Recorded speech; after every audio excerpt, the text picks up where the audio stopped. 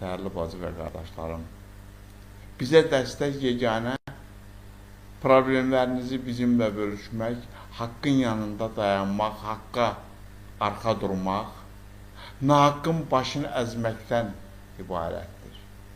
Başladığımız yolu yarımçıq qoymamaq üçün güvənc yerimiz sizlər olaraq qalmaqdadır. Bunu hər kəs bilsin. Çünki biz xalqdan başqa güvənc yeri tanımırıq. Nə qərbə, nə şərqə, nə şimala, nə bilim nə, hansısa cənuba baxacaq qədər aptal deyilik, Osmanlı ləhcəsində deyilik. Yəni, gec səmə deyilik.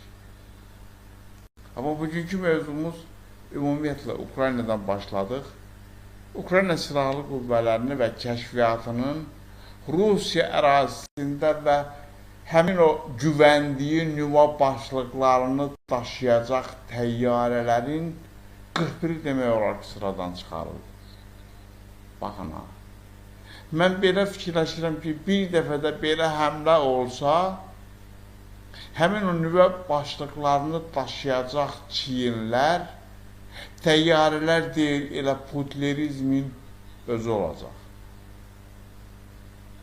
Bugünkü məlumatlardan da məlum olur ki, artıq İskəndər atan bir kompleksdə darmadağın edir. Milyonlarla itki verməyinə baxmayaraq santim irəliləyən putlerizm hesablamalara görə 140 ildən sonra bu həcmli gedişlə Ukraynanı tamamilə işğal edəcək.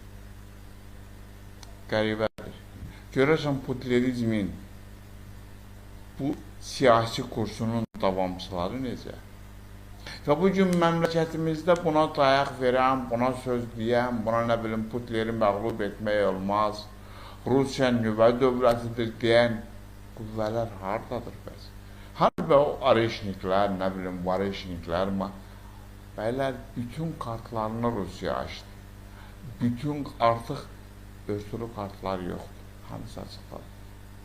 Əgər Çinin 10.000 metrlərlə hündürlükdə gəzən təyyarələri üzərində minlərlə uçan dron gəzdirib və ona istənilən nöqtə atışları ilə nöqtələri vura bilirlərsə və bugün Putlerin özünün o güvəndiyi nüvə silahını daşıyacaq bir müharibəyə gərək yoxdur. İmkanı var atsın. Blef etmək çox sadədir. Yalan danışmaq, xalqı oyalamaq çox